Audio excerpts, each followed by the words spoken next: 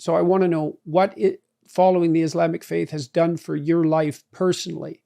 How has it helped you put yourself together?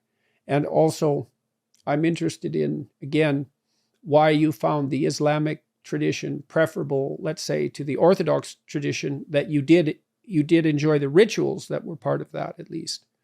So let's deal with practical issues first. So, yeah. In terms of why I chose Islam, I mean, I'm not completely convinced that I chose Islam. I mean, in some ways, Islam chose me as well. So it's, guidance is a very strange thing for people. Like, I saw an inevitability. When I look back on what happened, I saw an inevitability of my embracing Islam. I had some very interesting experiences that could be termed mystical, or however you want to determine them.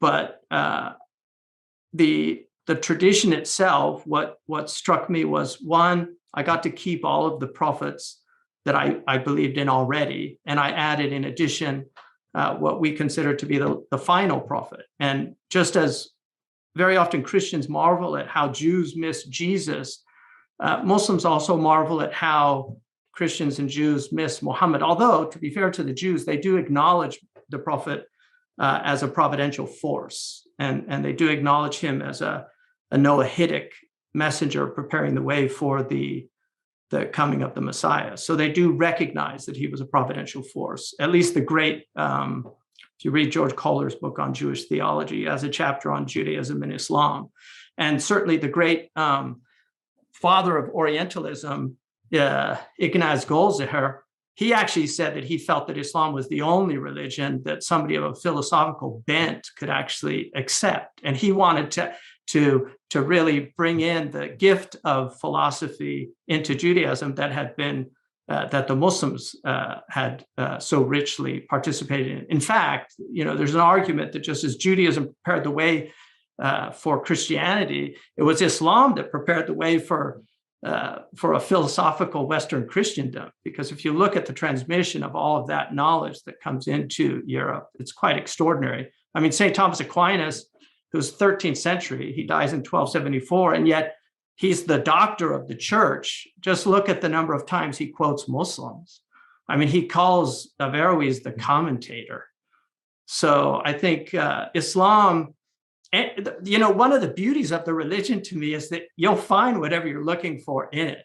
I mean, Islam, it has a very simple theology that anybody can understand. In Surah Al-Ikhlas, the chapter that says, say God is unique, God is completely independent, God neither gives birth nor was God born, and there's nothing like God.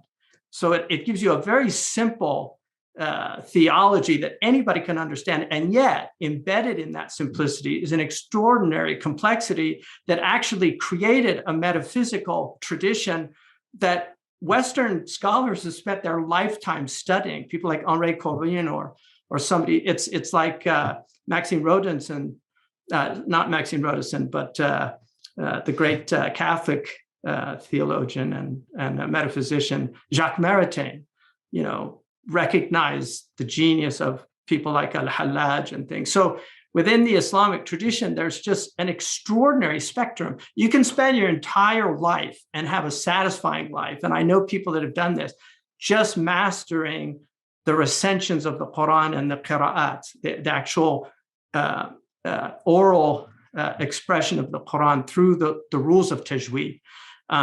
You can spend your life studying exegesis. You can spend your life studying prophetic tradition. You can spend your life studying the great mystics of Islam. We have the best poets in the world. We also have the best architecture. I mean, there's nothing like the Taj Mahal or the Alhambra Palace.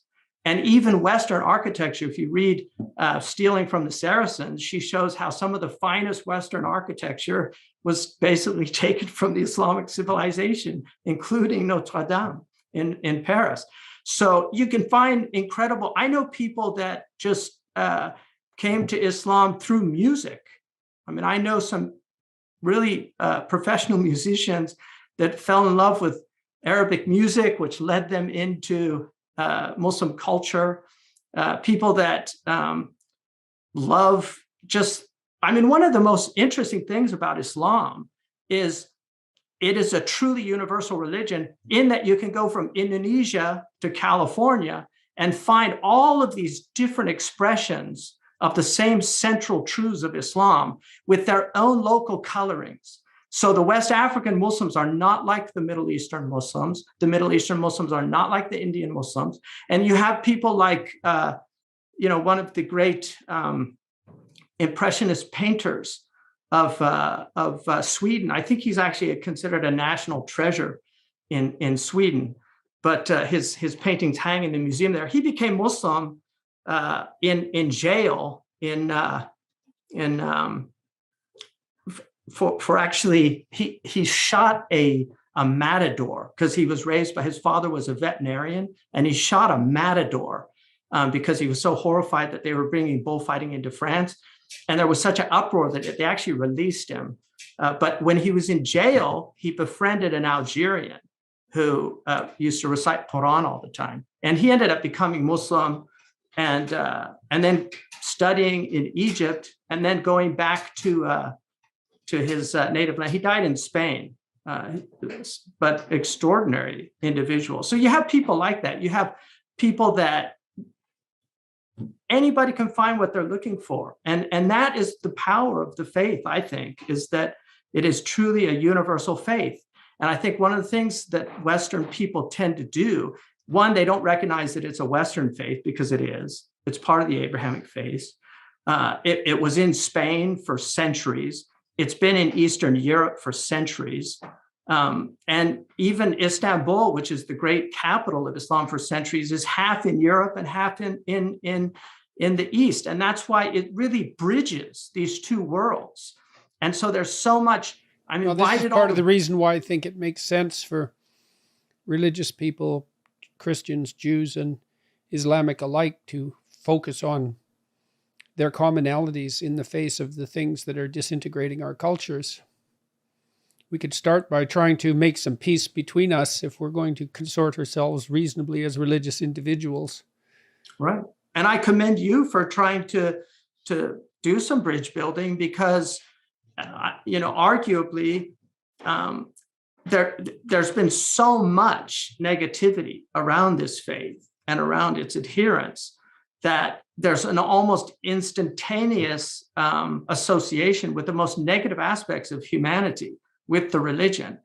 And it's quite tragic. And so just as an exercise, a kind of bracketing for a second and try to think about things, of a mentor of mine and a friend of mine, Dr. Thomas Cleary, wrote a book called Zen Koans. He also translated the Quran. He's one of the brilliant translators of our lifetime. But he wrote a book called Zen Koans. And in the introduction of that book, he actually says that the purpose of a koan is to snap people out of sloppy thinking. I read that book. Yeah.